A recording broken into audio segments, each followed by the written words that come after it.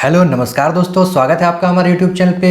और आप अगर समाचार पढ़ने में रुचि रखते हैं या फिर आप देश और दुनिया के बारे में जानने में रुचि रखते हैं तो आपको एक बात पता चल गई होगी कि दिल्ली में जो प्रदूषण है उसका मुद्दा अभी बहुत छाया हुआ है। और मेन बात यह है कि दिल्ली में जो प्रदूषण हो रहा है उसके लिए जिम्मेदार है कौन एक्चुअल में, क्योंकि जो केंद्र सरकार है वो कुछ अलग बात कह रही है, जो राज्य सरकार है वो कुछ अलग बात कह रही है, और जो एक्सपर्ट हैं, जो साइंटिस्ट हैं, वो कुछ और बात कह रहे हैं। तो आखिर बातों से काम नहीं चलेगा। और उपाय क्या है इसका, ये प्रदूषण कम कैसे होगा?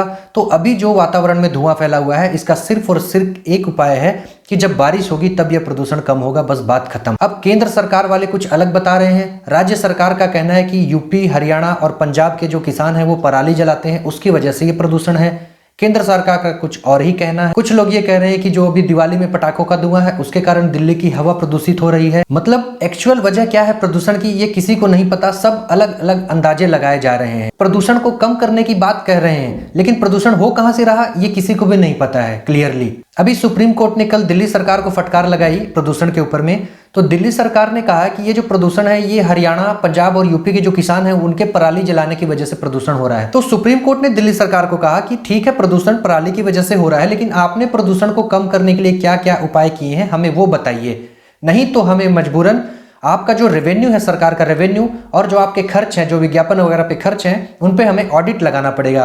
कोई सुप्रीम कोर्ट एक सरकार को ये बात कह रहा है तो बहुत बड़ी बात है। ये दो आदमियों की आपस में बात नहीं हो रही है, ये सुप्रीम कोर्ट और सरकार की बात है। सुप्रीम कोर्ट कह रहा है सरकार को कि हमें आपके ऊपर ऑडिट लगाना पड़ेगा। मतलब सरकार भी संदेह के घेरे में है और कहीं ना कहीं सरकार को इस और ध्यान देना चाहिए। सुप्रीम कोर्ट ने सरकार को कहा कि प्रदूषण बढ़ रहा है वो हमें भी दिख रहा है, लेकिन आपकी सरकार के कदम बताइए कि आपने कौन कौन से कदम उठाए हैं जिससे प्रदूषण कम हो। तो दिल्ली सरकार ने एक एफिडेविट दिया, उसमें बताया कि हमने एक स्मोक टावर लगाया है और 17 नवंबर तक जितने भी कंस्ट्रक्शन के काम चल रहे थे दिल्ली में पूरे रोक दिए हैं। सड़कों पे जो धूल साफ करने की मशीनें हैं वो लगाई गई हैं।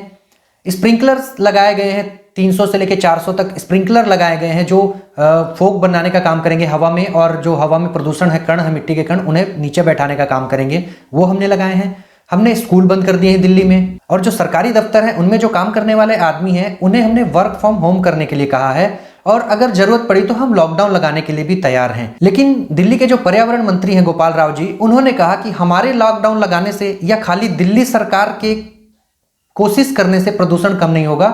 हमें आसपास के जो राज्य हैं उनका भी, उनकी सरकारों का भी समर्थन चाहिए। और मेन बात पराली पे ही अटक जाती है। उनका कहना है कि किसान ही हमारी हवा को खराब कर रहे हैं। अगर आसपास के किसान पराली जलाना कम कर दें, पराली जलाना बंद कर दें, तो जो है हमारी हवा साफ हो जाएगी। ये पुराने डाटा के बारे में बात करते हैं कि अक्टूबर तक हमारी हवा 6 सालों में सबसे साफ थी और नवंबर में हमारी हवा अचानक से खराब हो गई। इसका कारण यही है कि अक्टूबर में पराली जलाने के जो केसेस थे वो 300-400 के आसपास थे, और नवंबर आते आते पराली जलाने के जो केस हैं वो 4000 से 5000 के बीच हो गए। तो कहीं ना कहीं हमारी हवा जो प्रदूषित हुई है वो किसानों की पराली जलाने की वजह से हुई है।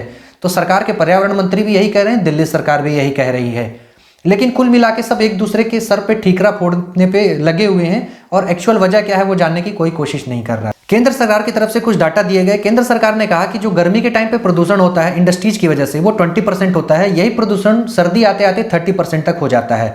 और इंडस्ट्री के बाद बात करें तो ट्रांसपोर्ट के बारे में बताया कि सबसे ज्यादा सर्दी में प्रदूषण होता है वो ट्रांसपोर्ट की वजह से होता है, जो 28% होता है। पराली की वजह से केवल सर्दियों में 4% प्रदूषण बढ़ता है, और यही प्रदूषण अगर हम गर्मियों में बात करें पराली की वजह से तो 7% तक होता है।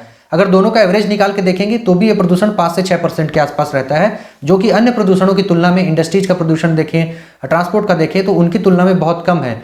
तो आखिर इसे ही मुद्दा क्यों बनाया जाता है? जब केंद्र सरकार ने ये आंकड़े प्रस्तुत किए उसी समय जो पर्यावरण मंत्री हैं दिल्ली के गोपाल राव जी, उन्होंने कहा कि ये आंकड़े सरकार लाई कहां से उठा के है, क्योंकि हम तो सफर के आंकड़े लेते हैं। सफर का फुल फॉर्म होता है system of air quality and weather forecasting and results. तो ये जो आंकड़े देती है वो आंकड़े पूरे भारत में माने जाते हैं, हम भी इन्हीं आंकड़ों को मानते हैं, इनके आंकड़े कुछ डिफरेंट हैं, ऐसा दिल्ली के पर्यावरण मंत्री ने कहा। तो देखिए ये आंकड़ों का खेल चल रहा है, एक दूसरे पे आरोप प्रत्यारोप का खेल चल रहा है, लेकिन हवा साफ नहीं हो रही है। दिल्ली सरकार ने यह भी कहा कि जो डीजल की गाड़ियां हैं 15 साल से पुरानी, हम उन पे बैन लगाने की कोशिश कर रहे हैं, उन पे सख्त कार्रवाई हो रही है, और जो पेट्रोल की गाड़ियां हैं 10 साल से ज़्यादा पुरानी, उन पे भी सख्त कार्रवाई हो रही है। हमारी सरकार इस पे ध्यान दे रही है कि ऐसी गाड़ियां बिल्कुल हमारी सड़कों पे ना दौड़ें।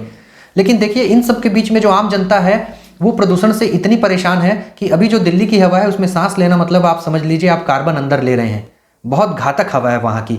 तो देखिए सरकारें आपस में लड़ रही है, कुछ भी तर्क दिए जा रहे हैं, सुप्रीम कोर्ट भी मामले में बहुत इंटरेस्ट ले रहा है, लेकिन देखिए किसी आदमी के हाथ की बात नहीं है प्रदूषण को कम करना। प्रदूषण वातावरण में अगर हो गया है बहुत ज़्यादा, तो या तो इसके पहले से ही नियंत्रण करने चाहिए, पहले से ही उपाय करके रखने चाहिए थे, आपको प्रिकॉशंस रखने चाहिए थे। और अगर नहीं है तो अब भगवान भरोसे है, जब तक बारिश नहीं होगी तब तक मौसम साफ होने की संभावना बहुत कम है, क्योंकि हवा की कोई लिमिट नहीं है, हवा की कोई बाउंड्री नहीं है। तो कृत्रिम तरीके से हवा को बांधना पॉसिबल नहीं है। अगर हम दिल्ली की हवा को साफ करने में कामयाब हो जाते हैं तो हवा तो फ्लो के साथ और आ जाती है अगल बगल से। तो देखिए ये एक गंभीर समस्या है। वहाँ पे पॉल्यूशन की कितनी परेशानी है ये दिल्ली के लोग ही बता सकते हैं, लेकिन जैसा हम न्यूज़ में देख रहे हैं, हमने कहीं देखा, अखबार वगैरह में देखने की कोशिश की, प्रदूषण जो है बहुत ज़्यादा है। हम गूगल पे सर्च कर रहे थे तो हमने देखा कि दिल्ली में पर डे 8 पेड़ काटे गए थे। और दिल्ली में जो है 2000 से लेकर 2020 तक कोई भी पेड़ों की जो गणना होती है, सेंसस होती है ट्रीज की, वो नहीं हुई है कंडक्ट ऐसी। और बहुत सारे जगह पे हमें ये भी देखने को मिलता है, न्यूज़ में भी आता है, आपने भी कई बार देखा होगा कि जो पुराने पेड़ होते हैं, बहुत बड़े पेड़ है मान लीजिए पुराने, तो उन्हें प्रैक्टिकली तो काटना पॉसिबल नहीं है, क्योंकि परमिशन लेना और वो सब करना बहुत एक लंबा प्रोसीजर हो जाता है। तो लोग उनमें होल करके केमिकल डाल देते हैं ताकि वो पेड़ धीरे धीरे, उनमें क्या है जो फूड का फ्लो होता है, वाटर का फ्लो होता है, वो रुक जाता है केमिकल की वजह से। उसमें ड्रिल करके केमिकल डाल दिया जाता है धीरे से छुपा के, जिसमें पेड़ सूख जाता है। लोगों को लगता है कि पुराना पेड़ था अपने आप सूख गया, लेकिन उसकी वजह कुछ और होती है। उसमें ऐसे केमिकल डाल दिए जाते हैं कि पेड़ धीरे धीरे धीरे धीरे मर जाता है, सूख जाता है, और उसके बाद उस पेड़ को हटाना पॉसिबल हो जाता है। और उसकी जगह पे बड़ी बड़ी कॉलोनियाज डेवलप हो जाती हैं, बड़ी बड़ी इंडस्ट्रीज लग जाती हैं। और दिल्ली जैसी जगह है जहाँ पे ट्रीज की बहुत जरूरत है, क्योंकि इंडस्ट्रियल एरिया है, चारों तरफ से इंडस्ट्रीज से घिरा हुआ है, चारों तरफ राष्ट्रीय राजमार्ग बन गए हैं, कहीं ना कहीं हाईवेज वगैरह बनाने के लिए, पेरीफेरल एक्सप्रेसवे बनाने के लिए बहुत सारे पेड़ों की कटिंग हुई है। तो पर्यावरण में जो कहीं ना कहीं प्रदूषण हुआ है वो भी एक बहुत बड़ी वजह है इस पॉल्यूशन के लिए, क्योंकि अगर ट्रीज का अमाउंट बहुत ज़्यादा रहेगा तो प्रदूषण का लेवल एक हिसाब तक कुछ कम होता है, क्योंकि ट्रीज से जो ऑक्सीजन निकलती है वो लोगों को स्वस्थ हवा देने में, स्वस्थ ऑक्सीजन देने में बहुत मदद करती है। तो खैर सरकारों का अपना अपना मुद्दा है। मैं आपके सामने एक छोटी सी इन्फॉर्मेशन दे रहा था। वीडियो अच्छी लगी तो प्लीज़ लाइक करिएगा, चैनल को सब्सक्राइब करिएगा। हमारे साथ बने रहने के लिए धन्यवाद। जय हिंद दोस्तों।